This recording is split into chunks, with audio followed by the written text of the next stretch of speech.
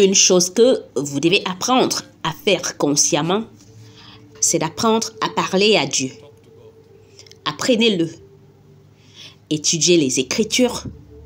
Écoutez comment les pères, les patriarches de l'ancien temps communiquaient avec Dieu.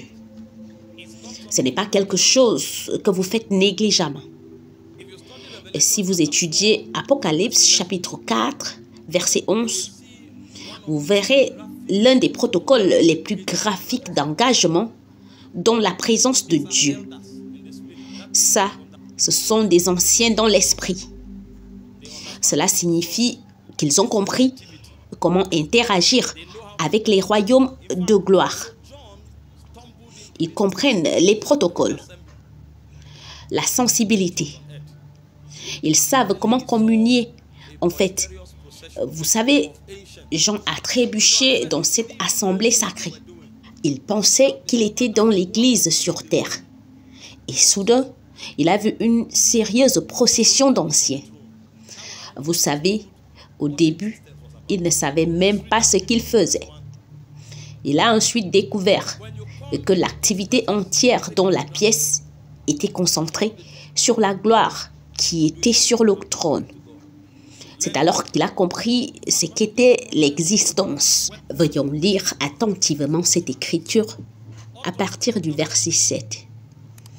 Quand vous entrez dans la présence de Dieu, ne prenez pas cela pour acquis. Et l'une des choses que vous devez vous préparer délibérément à faire est de savoir comment parler à Dieu. Apprenez-le. En fait, l'une des armes les plus fortes de la prêtrise est l'expression. L'expression n'est pas seulement pour la prédication. Le but principal de l'expression est de vous donner la capacité de communier avec la divinité. Parce qu'il y a des langages qui sont anciens. Pour que vous parliez à un esprit immortel, il y a des codes, afin que vous puissiez l'amener à ouvrir ses oracles sur vous. Et c'est sur la base de cet accès qu'il vous accorde que vous accédez à des lieux élevés dans l'esprit.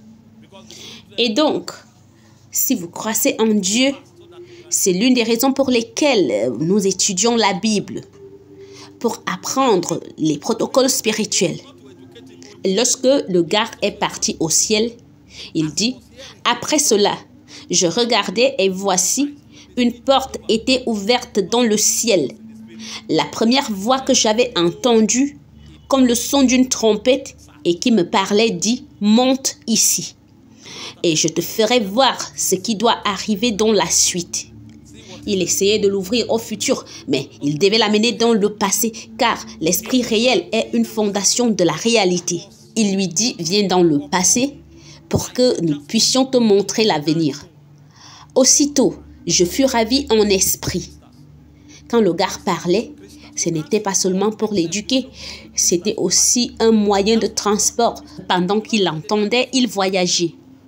Et avant qu'il ne se rende compte, à la fin du discours, il a découvert qu'il était dans l'esprit et il dit, « Et voici, il y avait un trône dans le ciel.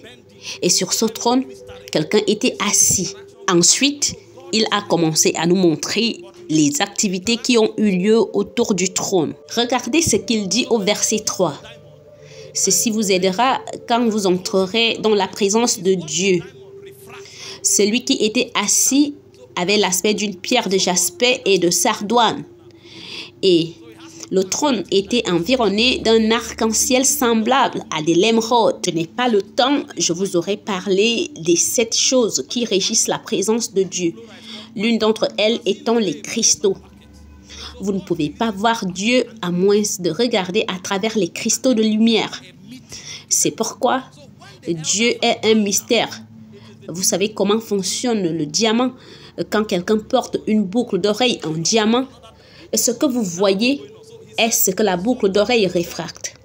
L'excellence du diamant réside donc dans le fait qu'il y a le pouvoir d'absorber la lumière, de la plier et de la canaliser dans une autre direction. La raison pour laquelle le diamant brille est donc son interaction avec la lumière. C'est ainsi que Dieu est en relation avec la lumière, car si la plénitude de Dieu entre dans le ciel s'effondrera. Il doit donc transmettre ces dimensions par paquet, car ceux d'entre nous qui ont étudié un peu la lumière savent qu'elle voyage par paquet. Nous l'appelons quanto et au pluriel quanta. Vous voyez un royaume, mais c'est un paquet. Donc, Dieu libère ces paquets et les cristaux les piègent et les émettent dans le ciel. Lorsque les anciens se prosternent, ce sont les différentes dimensions émises par les cristaux avec lesquels ils interagissent. Et le trône était environné d'un arc-en-ciel semblable à de l'émeraude. Il essaye juste de vous montrer les petites choses sur la gloire. Hey, nous devons entrer dans certains royaumes. Vous savez, la terre est une distraction. Et le diable veut nous piéger ici en nous empêchant de voir des choses somptueuses. Vous allez sur une plage à Miami et vous dites « ça c'est le plus bel endroit du monde ». Vous n'avez encore rien vu. Il y a des royaumes. La beauté vous pénétrera. Elle changera vos cellules, vos molécules, votre corps. Lorsque Moïse vit et vint, ses yeux devinrent comme le soleil. Ça, ce sont certaines des choses qui se passent ici. Et il dit, autour du trône, j'ai vu 24 trônes. Et sur ces trônes, 24 vieillards assis, revêtus de vêtements blancs. Et sur leur tête, des couronnes d'or. Toutes ces choses ont une proposition et une signification, vous savez. Ces vêtements blancs parlent de pureté. C'est l'une des lois de la présence. C'est un protocole. Si votre vêtement n'est pas pur, vous ne pouvez pas rester dans la présence. Parce que la présence est le gouvernement de Dieu et la couronne exprime l'autorité que vous avez. Et vous voyez ce que ces gars ont fait? C'est ce qui va vous émerveiller. Bien qu'ils aient eu des trônes qui parlent de leur droiture, de leur place en Dieu, qu'ils aient porté des vêtements blancs qui parlent de leur pureté, qu'ils aient porté des couronnes qui parlent de leur autorité, il dit, quand la gloire est apparue, ils sont tombés de la couronne. Ils ont jeté leur couronne et ils ont adoré. Mon but est de vous montrer leurs paroles pour que vous sachiez qu'ils ne parlent pas à Dieu sans réfléchir. C'est une divinité, même les hommes, si vous parlez à des hommes en autorité sans réfléchir, cela vous coûtera beaucoup de choses. Alors, quand vous vous approchez de Dieu, vous ne parlez pas sans réfléchir. Allons-y au verset 11, regardez ce qu'il dit. Tu es digne, notre Seigneur et notre Dieu, de recevoir la gloire et l'honneur et la puissance, car tu as créé toutes choses, et c'est par ta volonté qu'elles existent et qu'elles ont été créées. J'espère que vous savez que, si vous voulez étudier ces trois mots dont ils ont parlé, tout ce qui fonctionne sur terre résonne sur ces trois choses, la gloire, l'honneur et le pouvoir. Ça, ce sont les trois points du gouvernement. Ils disent, tu es digne de tout cela. Il dit, car tu as créé toutes choses et pour ton plaisir, elles ont été créées. Regardez comment il parle à Dieu. Cela signifie que la création n'a pas de signification en elle-même, sauf quand elle vous procure du plaisir. Et si vous êtes un être humain, votre vie devient pertinente le jour où elle commence à donner du plaisir à Dieu. C'est ce qu'ils disent. Donc, ils disent à Dieu que même si nous avons l'air glorieux, notre existence est inutile.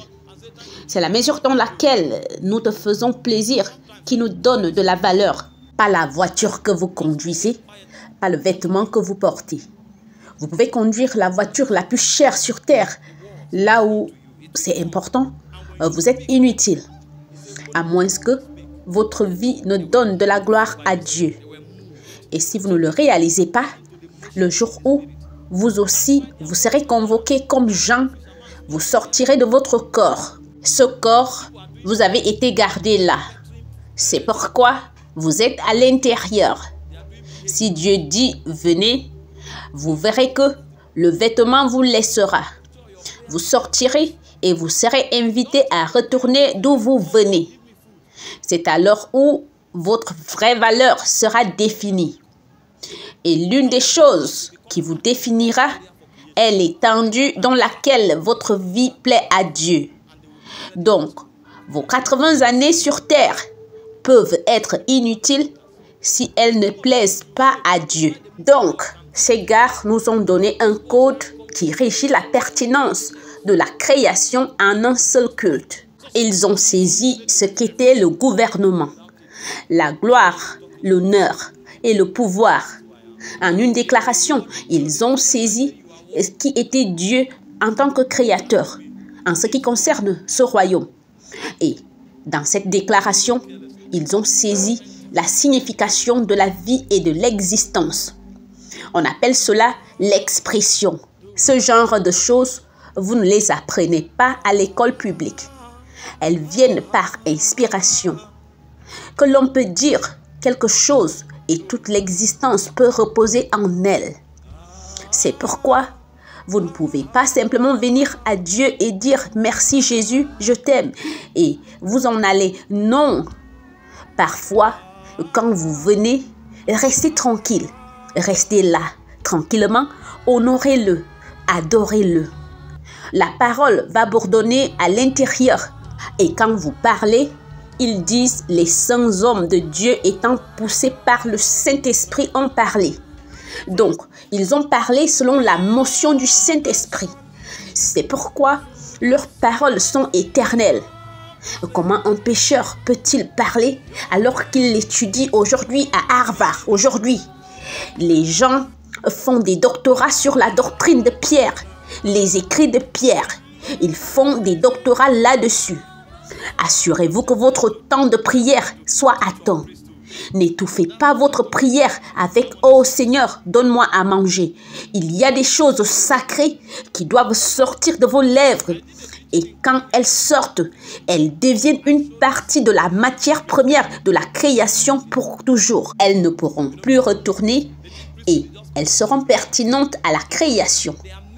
Certaines des choses que vous dites expliquent pourquoi certaines personnes feront des rencontres. Certaines des choses que vous dites expliquent pourquoi le mouvement de Dieu peut visiter un territoire.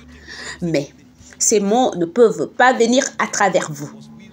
Nous avons été créés pour être des canaux pour que Dieu puisse s'exprimer. Donc, certaines des choses qu'il veut se dire à lui-même, le Saint-Esprit les acheminera à travers vous. Donc, quand vous dites « Dieu est digne », ce n'est pas une fierté pour lui de dire « oui, ça c'est moi ». Il est digne. Ne priez pas sans réfléchir. Passez du temps, c'est une école. Il y a des hommes qui, s'ils parlent de Dieu, il peut leur donner un pays et lui dire « prends ça. Ça, c'est ton héritage, prends-la. Je te la donne comme un cadeau. Ce peuple t'appartient. » Juste parce qu'ils ont parlé. Les gens héritent les choses de Dieu. Ils savent quoi dire pour hériter les choses. Et Dieu dira « Ok, je change d'avis. »